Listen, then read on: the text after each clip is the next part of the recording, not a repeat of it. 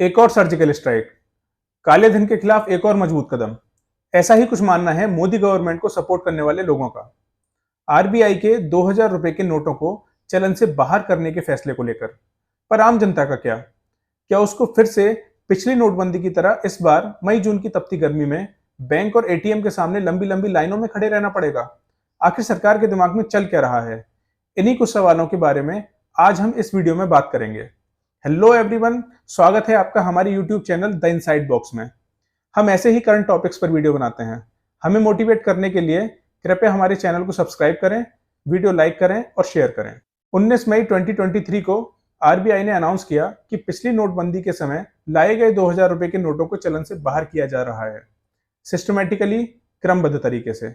इसके लिए आम जनता के पास जो भी 2000 रुपए के नोट हैं वो बैंकों से एक्सचेंज किए जा सकते हैं 30 सितंबर 2023 तक। और इसके लिए कुछ गाइडलाइंस भी दी हैं। लेकिन इसका ये मतलब नहीं है कि 30 सितंबर 2023 के बाद आपके 2000 रुपए के नोटों की कोई वैल्यू नहीं रहेगी। इसका मतलब नोटबंदी नहीं है, और पिछली नोटबंदी की जैसी सिचुएशन तो बिल्कुल नहीं। क्योंकि उस केस में अनाउंसमेंट के अगले ही दिन आपके नोटों की वैल्यू केवल बैंक्स में थी, मार्केट में नहीं थी। यहाँ ऐसा नहीं है। इस केस में आम जनता के पैसे की वैल्यू हर जगह है। कुछ पॉइंट्स में हम आपके इससे जुड़े कुछ सवालों के जवाब देंगे, जैसे 2000 रुपए के नोट कब तक और कहां कहां बदले जा सकते हैं। 30 सितंबर 2023 तक आरबीआई के 19 रीजनल ऑफिसेज और किसी भी बैंक की किसी भी ब्रांच से बदले जा सकते हैं। इससे फर्क नहीं पड़ता है कि आपका उस बैंक में या उस ब्रांच में अकाउंट है या नहीं। नोटों को जमा करने या बदलने की क्या कोई लिमिट है? इस बारे में बदलने की लिमिट है 20,000 रुपए तक, और आपके खाते से जुड़े नियमों के अनुसार जमा करने की कोई लिमिट नहीं है। बदलने या जमा करने के लिए कोई फीस लगेगी क्या? कोई भी किसी भी तरह की फीस नहीं लगेगी। नोटों को बदलने या जमा करने के लिए किसी भी तरह का कोई पहचान पत्र या आधार कार्ड की जरूरत नहीं। किसी भी तरह के पहचान पत्र या आधार कार्ड की कोई जरूरत नहीं है। अगर 30 सितंबर तक नोट एक्सचेंज नहीं किए तो उसके बाद नोटों का क्या होगा? अभी इस पॉइंट पर आरबीआई की गाइडलाइंस क्लियर नहीं है, पर हमारी आपको सलाह है कि आप 30 सितंबर से पहले अपने सभी 2000 रुपए के नोटों को बदल लें। यदि आपके मन में इससे जुड़े कुछ और सवाल हैं तो उनके लिए आप हमें कमेंट कर सकते हैं। आगे बढ़ते हैं। इस डिसीजन के पीछे आरबीआई का कहना है कि यह डिसीजन क्लीन नोट पॉलिसी के अंतर्गत लिया गया है। अब ये क्लीन नोट पॉलिसी क्या है? क्लीन नोट पॉलिसी को 1988 में लाया गया था, जिसके अंतर्गत लोगों को अच्छी क्वालिटी के नोट प्रोवाइड किए जाते हैं। इसके पीछे का मकसद था देश में चल रहे जाली नोट के कारोबार पर लगाम लगाना। आरबीआई एक्ट 1934 का सेक्शन 27 कहता है कि नोटों के साथ छेड़छाड़ और उनको खराब करने की कोशिश एक कानूनन अपराध है।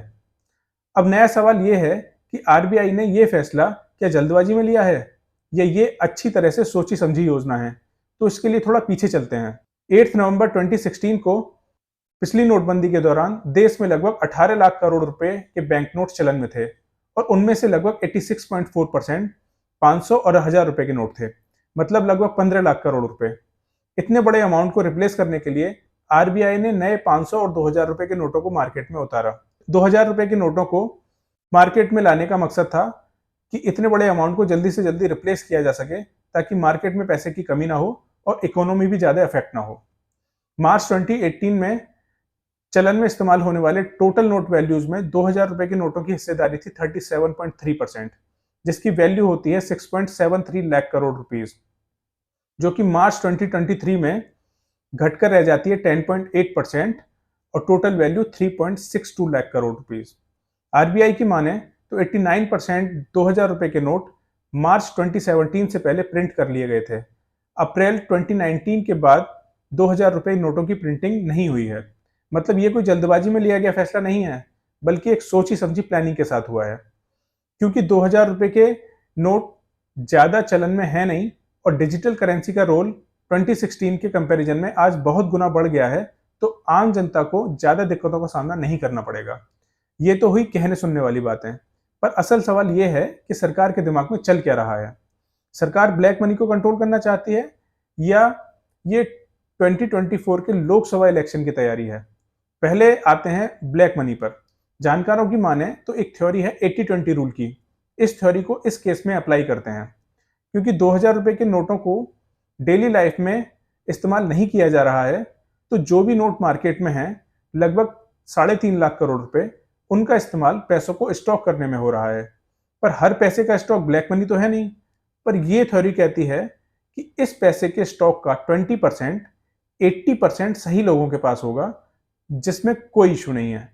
पर इस पैसे के स्टॉक का 80% 20% करप्ट लोगों के पास होगा, जो है ब्लैक मनी, और इस पर सरकार कंट्रोल करना चाहती है। अब आते हैं 2024 के लोकसभा चुनाव के मुद्दे पर। चुनाव लड़ना है तो पैसा तो लगेगा ही। विपक्षी पार्टी को चुनाव में दावेदारी कम करने के लिए बहुत अच्छी कोशिश है कि उसकी मनी पावर कम की जाए। ये दावा है विपक्षी पार्टी के फॉर्मर लोकसभा एमपी, जिनका कहना है कि इस डिसीजन के पीछे सरकार का मकसद 2024 के आने वाले लोकसभा चुनावों में विपक्षी पार्टियों को आर्थिक चोट पहुंचाना है। ब्लैक मनी तो एक दिखावा है। ब्लैक मनी की रिकवरी तो हम पिछले 10 साल से कर रहे हैं। 2024 के लोकसभा चुनाव, जिनके इस साल अक्टूबर-नवंबर में होने की पूरी संभावनाएं हैं।